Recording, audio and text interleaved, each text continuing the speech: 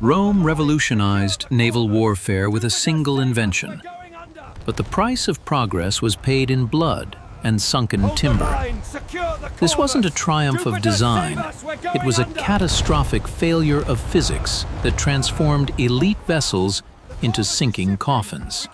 We're stripping away the romanticism to show why Roman sailors feared their own boarding bridges more than the most violent Mediterranean storms.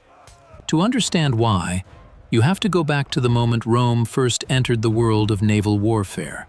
For most of its early history, Rome wasn't a naval power. The Republic dominated land battles with disciplined legions, but the sea belonged to others.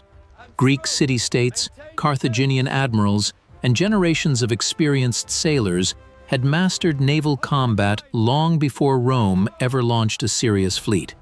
When the First Punic War erupted in 264 BC, Rome suddenly faced its greatest rival, Carthage.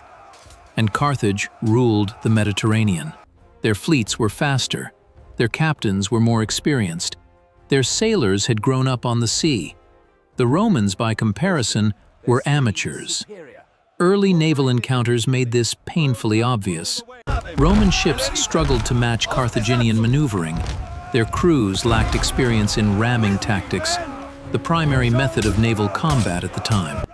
Skilled captains would circle enemy vessels, strike their hulls with bronze rams, and leave them crippled or sinking.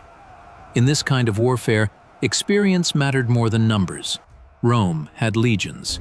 Carthage had sailors. So the Romans did something unexpected. They changed the rules of naval warfare entirely. Instead of trying to outmaneuver Carthaginian fleets, Roman engineers developed a device that turned sea battles into something far more familiar to Roman soldiers. It was called the corvus. The name meant raven, possibly because of the iron spike at its tip that plunged downward like a bird's beak. The corvus was essentially a massive wooden boarding bridge mounted vertically on the deck of a Roman warship. When enemy ships came close, the bridge would swing down and slam into the opposing vessel. At the end of the bridge was a heavy iron spike. When it struck the enemy deck, it pinned the two ships together. Suddenly, the battle was no longer about ramming or maneuvering. It became a land fight at sea. Roman legionaries poured across the bridge, and that was a fight Rome almost always won. The invention was devastatingly effective. At the Battle of Mylae in 260 BC, Roman forces used the corvus to defeat a Carthaginian fleet, despite having far less naval experience. Carthaginian ships that attempted to ram or outmaneuver Roman vessels suddenly found themselves trapped. Boarding bridges slammed down. Legionaries stormed across. What began as a naval engagement quickly turned into dozens of brutal infantry fights happening simultaneously across the waves.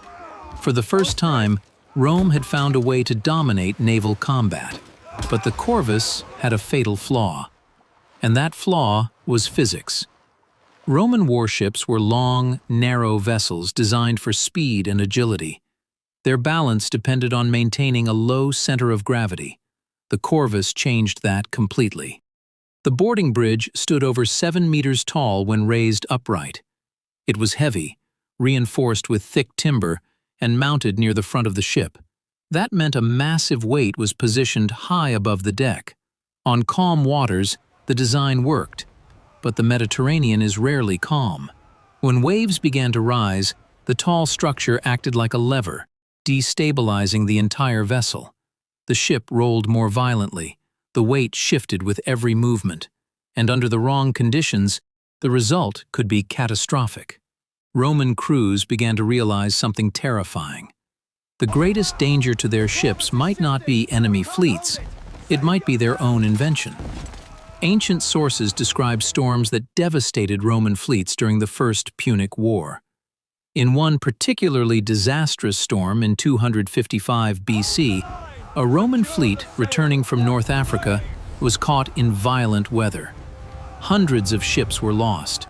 Tens of thousands of sailors drowned. Some historians believe the corvus contributed heavily to the scale of the disaster. Ships carrying the towering boarding bridges simply became too unstable in rough seas.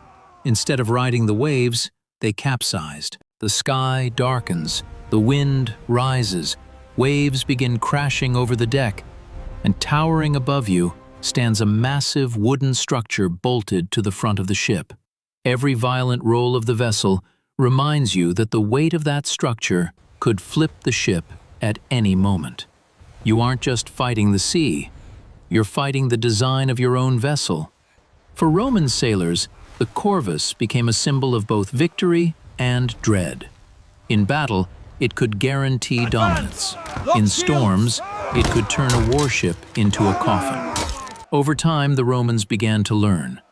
As their naval experience grew, they became better sailors and better shipbuilders. They gradually moved away from relying on the corvus. Instead of forcing naval battles to resemble land combat, Roman fleets began adopting traditional tactics used by experienced maritime powers. Ships became more stable, crews became more skilled, and the towering boarding bridges slowly disappeared from Roman decks. But the legacy of the corvus remained.